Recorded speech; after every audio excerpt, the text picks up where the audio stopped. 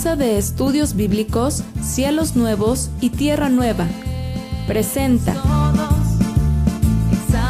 Regresando a nuestro Creador. Naciones y lenguas vengan ante Él, pueblos todos. Hoy les presentamos Panorama de los Salmos. Hola, ¿qué tal? Les saludo nuevamente en nuestra serie Regresando a nuestro Creador. Bien, hoy vamos a continuar con un libro más de la Biblia, tratando de ir viendo algún resumen de la historia bíblica, la historia del pueblo de Israel y finalmente la historia de la humanidad, porque lo único que nos habla esto es justamente la historia de la humanidad. Hoy vamos a ver el libro de los Salmos. Los Salmos, en hebreo aparece como Tehilim. Tehilim. Y esto se ha traducido como los Salmos. Los Salmos, y regularmente se le conoce como los Salmos de David. Bueno, ¿qué es este libro y por qué lo estoy mencionando? Ya vimos Génesis, Éxodo, Levítico, Números, vimos Deuteronomio, vimos Josué, el libro de los jueces y abarcamos la época de los reyes. Pero nos estamos brincando, por supuesto, algunos libros y alguna historia, por supuesto, que aparece en la Biblia, ¿no? Pero yo quiero, antes de entrar a la siguiente etapa de los profetas, que es lo que sigue de la clase anterior, ¿verdad?, que tiene que ver con los reyes, porque en la época de los reyes llegaron todos los profetas a hablar sobre el retorno, sobre el regreso. Quiero hacer un paréntesis antes de eso y quiero hablar del libro de los Salmos. ¿Por qué el libro de los Salmos? El libro de los Salmos es hoy día un libro, un compendio que tenemos en nuestra Biblia, pero que en realidad abarca 5 libros. Antes eran 5 pergaminos, 5 rollos. Y estaban separados y después se juntan y viene a ser hoy día un solo libro. Cuando ustedes vayan a estudiar y a leer los Salmos se van a dar cuenta que están separados, ¿verdad? Libro número 1, libro número 2, hasta el libro 5. ¿Y qué es esto de los Salmos? Los Salmos son poemas, son cantos, son expresiones, ¿verdad? Casi la gran mayoría de David, aunque también hay otros salmos de otros israelitas, en este caso levitas, que eran cantantes, que eran cantores, ¿verdad? Y que eran músicos. Algo que el Creador siempre ha mostrado, siempre ha dado a la humanidad, por supuesto, es estos dones y talentos para poder acercarnos y para poder cantarle, para poder exaltarle, bendecir su nombre. Pero los salmos no solamente son cantos, en realidad es un contenido también profético. Hay muchas sombras, hay muchas profecías del Mesías en el libro de los Salmos, especialmente en los Salmos de David. Ya hablamos un poquito de David en la clase pasada sobre los reyes. David sobresale entre muchos de su generación que aspiraban a ser reyes o que aspiraban, por ejemplo, a ser parte del servicio. Y David demuestra algo muy interesante. Quiero hablar de 2 connotaciones importantes en este resumen de los Salmos, porque son 150 salmos en total y hay mucha información y podemos hablar muchas cosas de esto. Como por ejemplo, mostrar que en el pueblo de Israel y sobre todo los salmistas, por supuesto, los israelitas que estaban o que habían reconocido al Creador y que estaban entregados al Creador, no tenían otra cosa que cantar ni que danzar más que al Creador. Es algo muy importante. Vemos en David, por ejemplo, alguien que dice: mi único motivo, ¿verdad?, para venir a cantar, exaltarte, para reconocerte, eres tú, eres el Creador del universo. No había otra forma, no había nadie más y ni a nada más que David le cantara. Con todo y su talento, vamos, ni siquiera a sus esposas les compuso cantos, solamente el Creador. Eso nos habla algo muy interesante, que también nosotros, ¿verdad?, tenemos que inclinar nuestros corazones al servicio y al canto al Creador. Bueno, pero no solamente eso. David tenía algo que el Creador nos hace ver, ¿verdad?, que es un corazón entregado al Creador, un corazón que estaba pues siempre dispuesto a servirle y a obedecerle. Eso es algo muy interesante. Y estudiamos que cuando el pueblo de Israel pide un rey, y eligen a Saúl de la tribu de Benjamín, comete muchos errores. Dice la Biblia que ellos ven la apariencia, ¿verdad? Los israelitas ven la apariencia, ven un hombre alto, un hombre, ¿verdad?, que tenía la imagen, que podía representarlos. El mundo hoy día así se maneja, ¿verdad? Buscan la imagen, buscan algo que llame y que pueda dar confianza, etc. Pero el Creador no ve eso. Dice la Biblia que el Creador vio el corazón de David, y aunque era un muchachito, era un jovencito, ¿verdad?, y no era nada de podríamos decir, de soldado, de guerrero, de luchador, nada, era un pastor de ovejas, pues cualquiera podría decir, es que como puede ser rey. Pero el Creador veía algo más grande en él, ¿verdad?, que era la obediencia y era la santidad. Bueno, David nos muestra que tenía un corazón tan entregado al Creador que por eso el Creador lo elige, y lo elige para algo muy importante. Ser rey de Israel no era solamente gobernar, no era solamente levantarse con el cetro y con la corona y decir, aquí está el que tiene la autoridad y van a hacer todo lo que yo diga. No, David ciertamente fue un gran guerrero, fue un hombre que desde que destruyó al gigante en aquel acto en donde el Creador, ¿verdad?, le dio el talento con la honda para disparar piedras, con la cual defendía el rebaño, las ovejas de los lobos y de los leones. De esta forma estaba bien adiestrado y así fue que destruyó al gigante. Hay muchas cosas que decir sobre esto, pero lo importante es de que el Creador lo hace famoso dentro de Israel. Y finalmente, con sus talentos, con sus dones, con su obediencia, es el que termina siendo elegido por el Creador para ser rey de Israel. Y claro, él obedece lo que otros no obedecieron en generaciones pasadas, y él finalmente expulsa a los enemigos, conquista la tierra, reparte la tierra y hace que todo Israel sea un solo cuerpo. Y además de esto, a la par, él con sus cantos, con sus salmos, con sus poemas cargados de unción y de profecía, los canta y se vuelven como el himnario, por decirlo, del pueblo de Israel, como el compendio de cantos para exaltar al Creador. Son salmos maravillosos. Ustedes pueden ver en los salmos en realidad parte de su vida. A veces muy agradecido, a veces cuando está en situaciones difíciles, a veces cuando lo está persiguiendo sus enemigos, a veces cuando necesita una ayuda, a veces cuando está incluso en depresión. La Biblia, no crean que es un libro de hombres perfectos y hombres que no necesitan nada. La Biblia es un libro en donde no oculta nada, muestra todo de la forma más cruda, la realidad, ¿verdad?, de todos los personajes, y también muestra, por supuesto, varones como David, que llegaron a tener crisis emocionales, depresión, pero también nos enseña que la depresión, la tristeza, la congoja, las situaciones difíciles, ¿verdad?, incluso las pérdidas, solamente se pueden sanar y solamente uno se puede recuperar de eso con la búsqueda del Creador. David fue un hombre que sufrió mucho en ciertos momentos, fue perseguido, estaba al punto de la muerte, incluso en depresión, pero lo único que él hacía, él no iba al psicólogo, él no iba a buscar ayuda, él no iba a buscar, como lo hizo Saúl, a buscar mediums, a buscar a ver quién le ayudaba, no, él siempre buscó al Creador. Aún en su tristeza profunda, él buscó al Creador. Y también en la alegría, él exaltaba al Creador. Y eso es algo que tiene que ver mucho con lo que vamos a hablar. Bueno, él escribió de forma inspirada también, es decir, el Creador sopló sobre él su pensamiento para que lo que escribiera también fuera una profecía sobre el Mesías. Porque hablar del hijo de David es hablar en hebreo, decir hijo de David no necesariamente es linaje genético, físico, sino alguien parecido a David, un tipo de David. Hijo de David es alguien que vive como David o actúa como David. ¿Y cómo actuó David? Vamos a una parte importante de la vida de David. David, cuando escribe estos salmos y cuando entiende que el Creador es el número uno, después de conquistar la tierra, recuperar los terrenos perdidos y hacer de Israel un solo cuerpo, él ya había construido su castillo, él ya había conquistado una ciudad llamada Jebús, de los jebuseos, y pasa a ser la ciudad de Jerusalén. Y ahí construye él su palacio.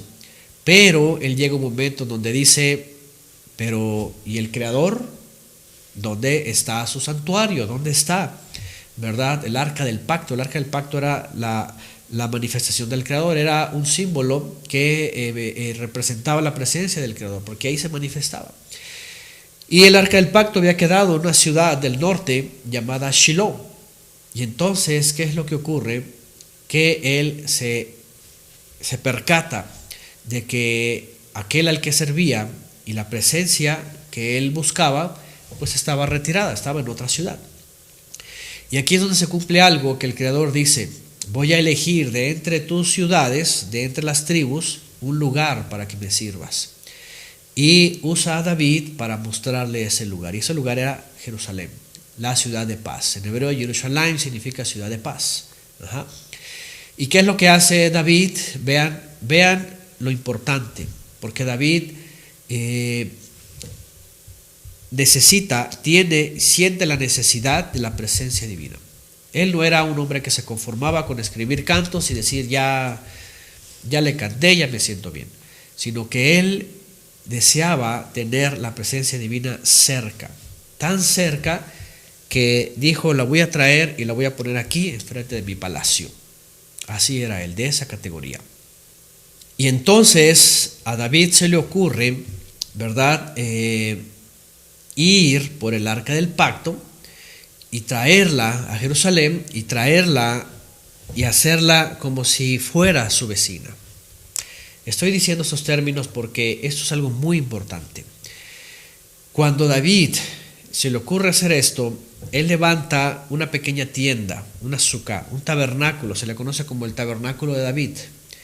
Él lo que hace es traer el arca del pacto y decir, mientras estamos ordenándonos aquí y mientras se construye una habitación, un santuario para el Creador, porque él dice: yo ya hice mi palacio, pero el Creador no tiene un lugar donde se le sirva.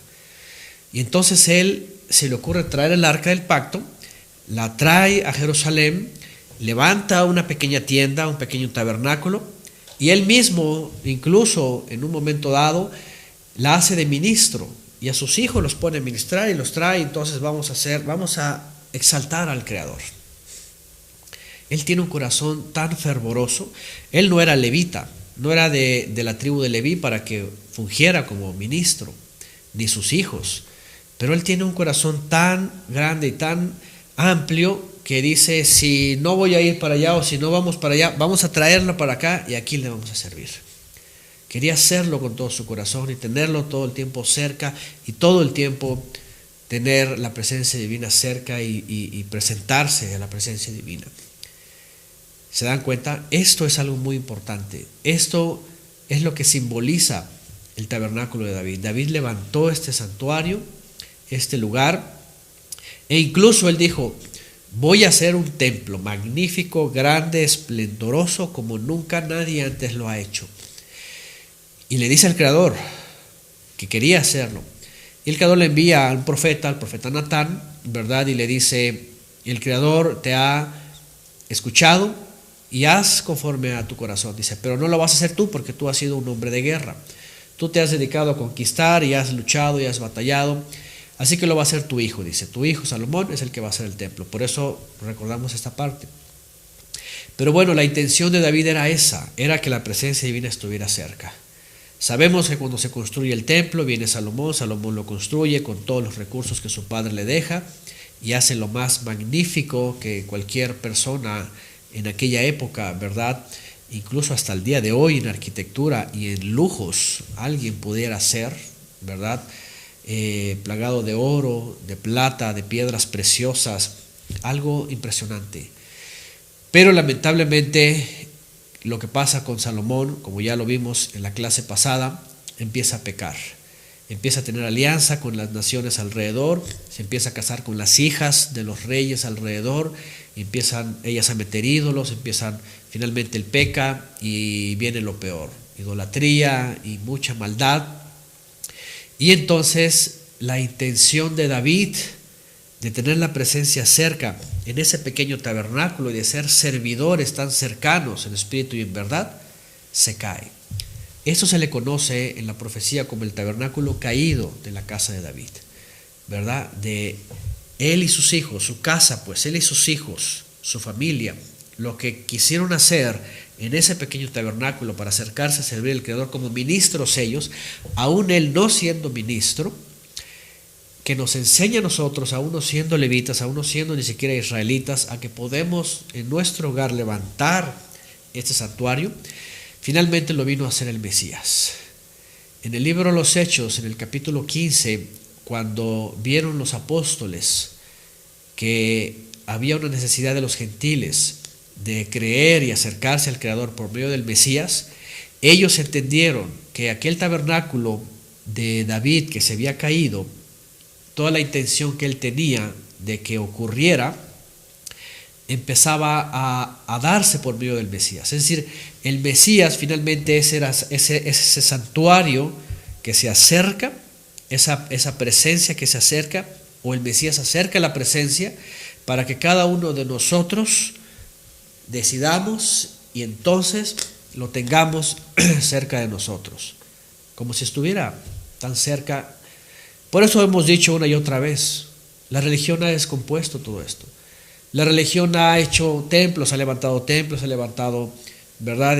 Lugares, edificios, estadios, bodegas, etcétera, etcétera, etcétera.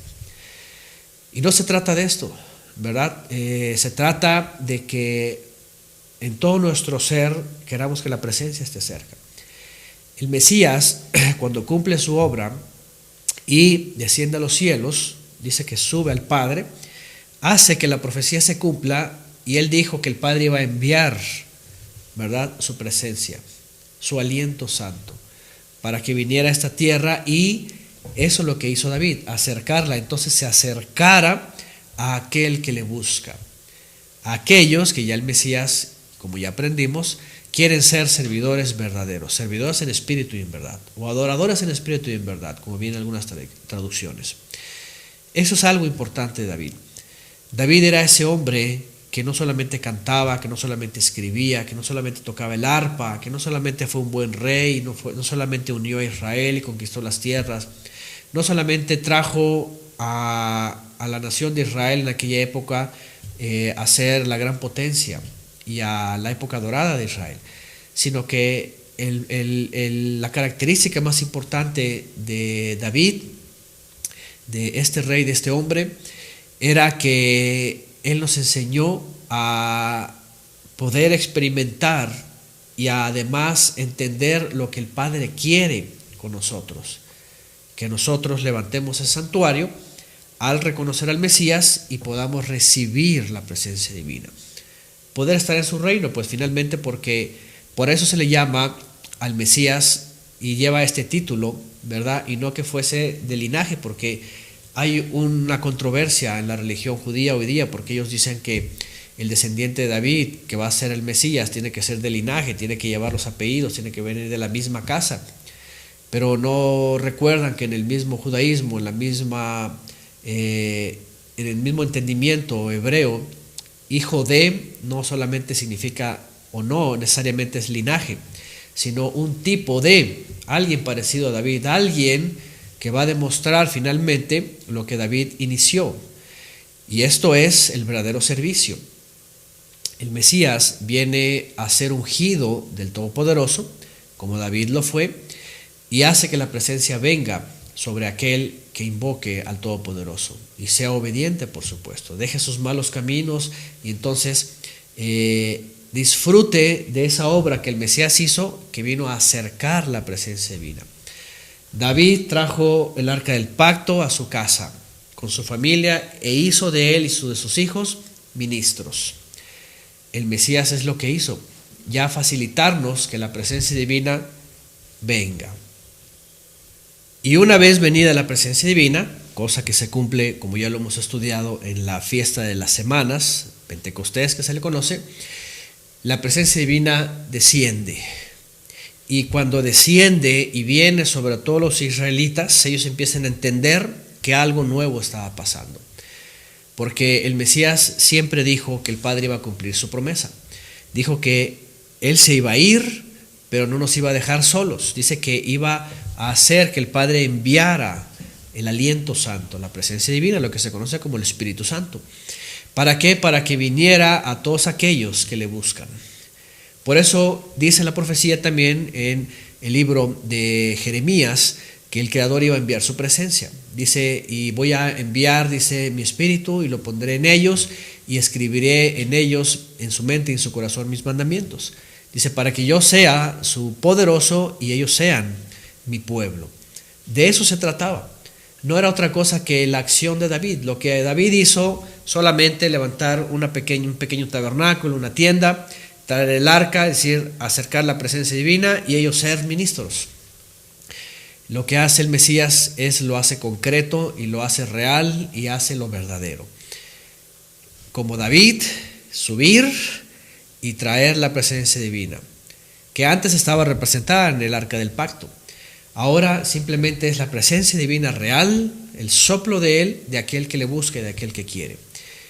Por eso es muy interesante y muy importante entender, y sobre todo los varones, los padres también, ¿verdad? O cuando no hay el padre, la madre en casa, que somos llamados a eso y somos llamados a involucrar a nuestros hijos para que sean también como los hijos de David, que servían, y que dice incluso la historia que él mismo se puso el efod, es decir, el pectoral que se le llama, que llevaba a los ministros.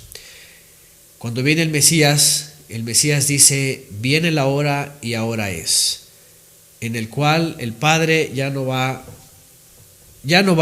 a esperar que el hombre vaya a un templo, a una ciudad, a un muro, a un pozo, a un monte, a una piedra. Ya no se trata de eso, sino que entiendan lo que él quiso y lo expresó David mismo.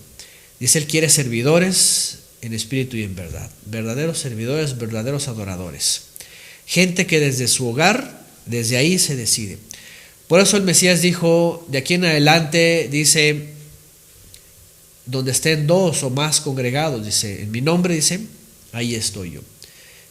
Es simplemente la forma de entender que ya no se trata de seguir al Mesías en templos, en religiones, en lugares, sino que el momento que reconozcamos a él, ¿verdad?, como el hijo de David, es decir, como el tipo de David, entonces la presencia divina se manifiesta. Bien, yo quiero que completemos esto un poquito con lo que dice en el libro de los Hechos. Vamos al libro de los Hechos, tomen por favor sus Biblias y vamos al capítulo 15. En el capítulo 15 está pasando algo muy interesante, hay un concilio, hay un consejo donde los apóstoles se reúnen, está pasando algo con los gentiles están escuchando el mensaje del Mesías, y vean lo que dice en el verso 12, cuando escuchan a Pablo y a Bernabé sobre lo que ellos vieron entre los gentiles. Dice en el verso 12 del capítulo 15 de Hechos: entonces toda la multitud cayó y oyeron a Bernabé y a Pablo, que contaban cuán grandes señales y maravillas había hecho el Todopoderoso por medio de ellos entre los gentiles. Y cuando ellos callaron, Jacobo respondió diciendo: varones hermanos, escúchenme. Simón Pedro, este es Pedro, ha contado cómo el Todopoderoso visitó por primera vez a los gentiles para tomar de ellos pueblo para su nombre. Y con esto concuerdan las palabras de los profetas. Vean cómo está escrito: después de esto volveré y reedificaré el tabernáculo de David que está caído, y repararé sus ruinas y lo volveré a levantar, para que el resto de los hombres busquen al Señor y todos los gentiles sobre los cuales, ¿qué dice?, es invocado mi nombre.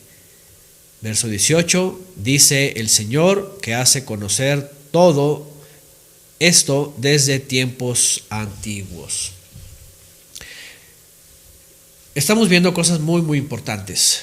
Sí, estoy hablando del libro de los Salmos, estoy hablando de David, que es el máximo expositor, estamos hablando de profecía que viene en los Salmos, pero sobre todo una profecía que se concreta aquí.